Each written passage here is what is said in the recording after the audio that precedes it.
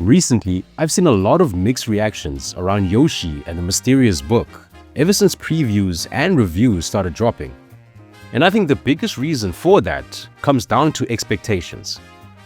Because if you walk into this game expecting some hardcore precision platformer or another technically demanding Nintendo side-scroller, you're probably going to come away disappointed.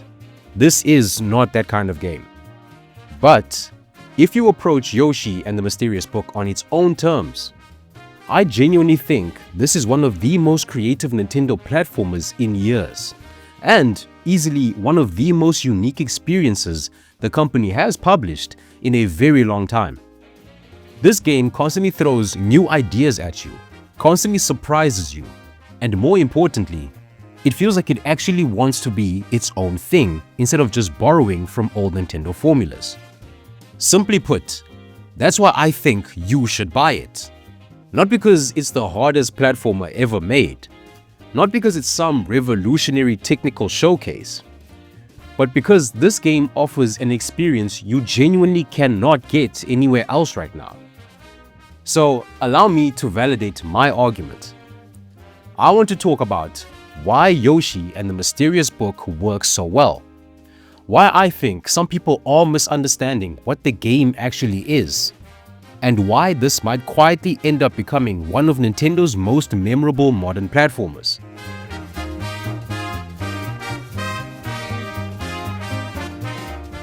Now, for anyone who hasn't really been following the game, Yoshi and the Mysterious Book is essentially a 2D side-scrolling adventure built around exploration, experimentation, and creature interactions. The entire game takes place inside this magical encyclopedia called Mr. E, where every page acts like its own interactive ecosystem filled with strange creatures and mechanics.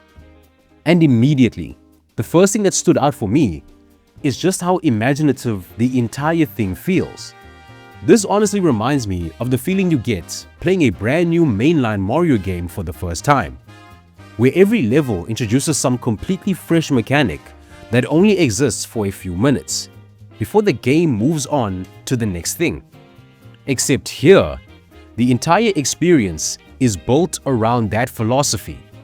One stage might introduce a slug creature which you can throw like a boomerang. Another gives you this giant plant creature that acts like a swinging bug net. Then from there, suddenly you're surfing through shipwrecks on this weird googly-eyed board creature, or gliding through the sky, or blasting through walls like a pinball inside the mouth of some gigantic monster. And the craziest part is that the game almost never slows down creatively. Every single time I thought, okay, surely they're about to start recycling ideas now, the game would introduce another creature, another mechanic, or another completely different way to interact with the environment. That's the biggest compliment I can give the game. It has this constant momentum of discovery.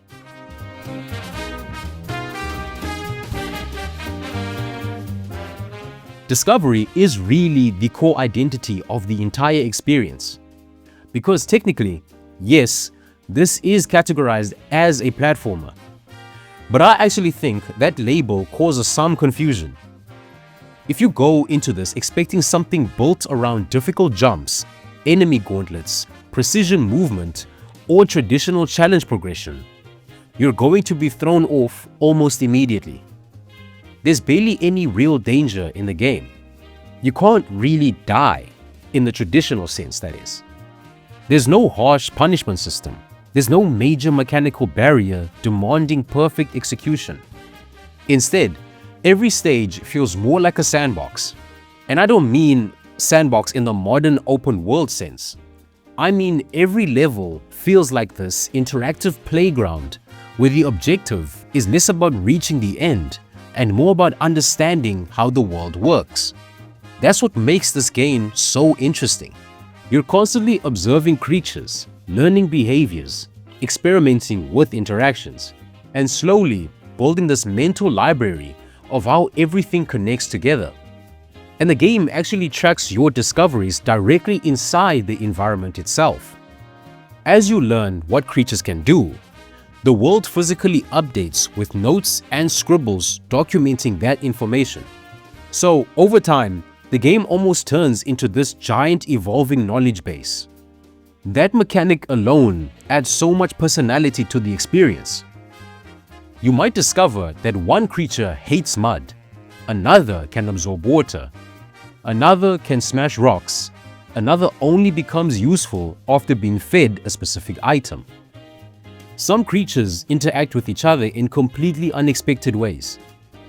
And what I love is that the game really feels like it's forcing solutions onto the player. A lot of challenges can be solved in multiple ways because the systems themselves are surprisingly dynamic. Levels track things like water, temperature, weight, and environmental states, which means revisiting old stages becomes genuinely rewarding because you suddenly realize, wait, I actually know how to reach that hidden area now. That structure gives the game this weirdly satisfying sense of progression, even though it's not built around traditional difficulty.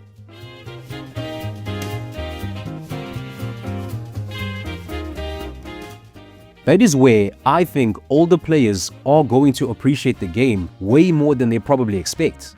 Because visually, yes, this absolutely looks like a game designed for kids. The art style is incredibly charming, super colorful, and almost storybook-like in presentation. Younger players are obviously going to love the hand-drawn aesthetic, the goofy creatures, and the freedom to experiment without punishment. But beneath all that, there's actually a surprising amount of depth here. Not mechanical depth in the sense of advanced movement tech or brutally difficult platforming sections. I mean intellectual depth, curiosity-driven depth. The game consistently asks you to think about how things interact instead of simply asking whether you can execute difficult jumps. And that made the experience feel very refreshing to me. There were so many moments where I solved a puzzle or discovered some hidden interaction and just sat there smiling because the game respected my ability to experiment. It trusted me to figure things out naturally. That's something Nintendo games are usually very good at, but Yoshi and the Mysterious Book pushes that philosophy even further. At its best, this almost feels closer to a giant interactive toy box than a traditional platformer. It constantly rewards curiosity. You see something weird in the background. There's probably a way to interact with it. A creature behaves strangely near water. There's probably a reason. An area seems unreachable. You probably just haven't discovered the correct interaction yet. And because the game is so packed with unique mechanics, it maintains that excitement for way longer than I expected.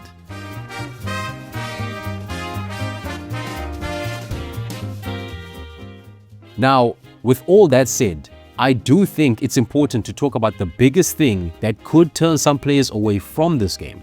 Because this is absolutely not going to appeal to everyone.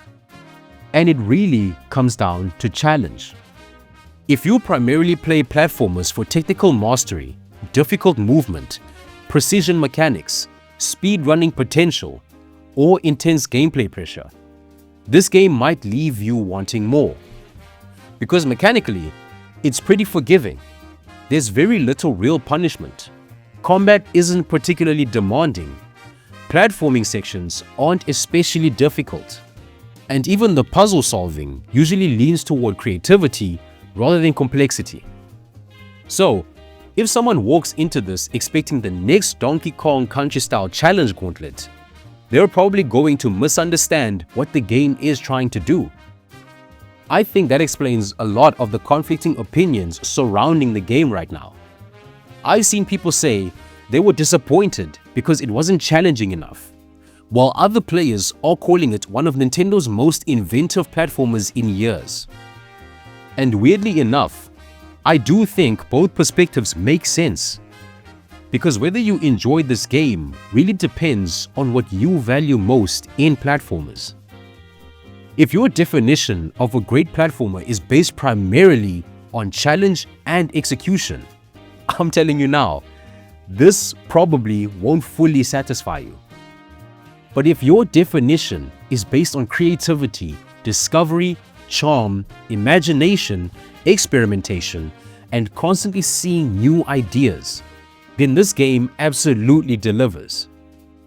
Personally, Nintendo taking this kind of creative risk is way more interesting than simply making another safe, nostalgia-driven platformer.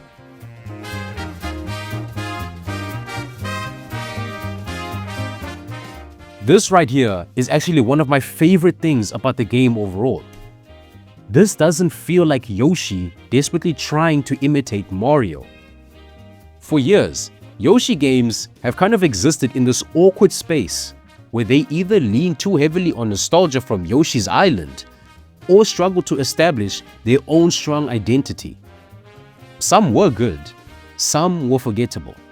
Some had great visual ideas, but shallow gameplay. But here, Yoshi and the Mysterious Book finally feels like a game where the series confidently stands on its own. It has its own identity, its own pacing, its own design philosophy, its own structure, its own sense of discovery. And by the end of the game, I walked away feeling like this is probably the strongest Yoshi-focused experience in a very long time. Not because it copies the past, but because it stops trying to. That's also why I think the comparisons to Mario are interesting. The game absolutely captures that Nintendo imagination feeling people associate with 3D Mario games, where every new area introduces another memorable concept before quickly moving on. But it applies that philosophy differently. Mario games usually focus on movement mastery and mechanical evolution. Yoshi and the Mysterious Book focuses on interaction and experimentation. And that distinction makes it feel like its own thing. This game wants you to slow down, observe, and play around with the systems instead of sprinting toward the next challenge checkpoint.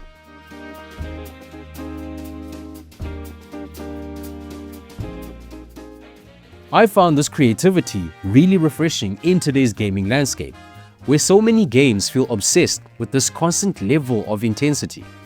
Sometimes, it's nice to play something that's just deeply imaginative, something that genuinely feels handcrafted around creativity instead of retention mechanics. And that creativity carries the entire experience. Even when individual mechanics aren't especially deep on their own, the sheer variety keeps things engaging. The game constantly introduces fresh ideas at such a fast pace that it becomes hard not to appreciate how much effort clearly went into every level.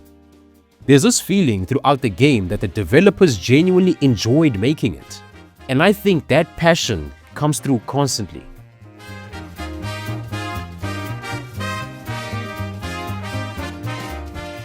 In terms of who this game is actually for, I honestly think the audience is wider than people might initially assume.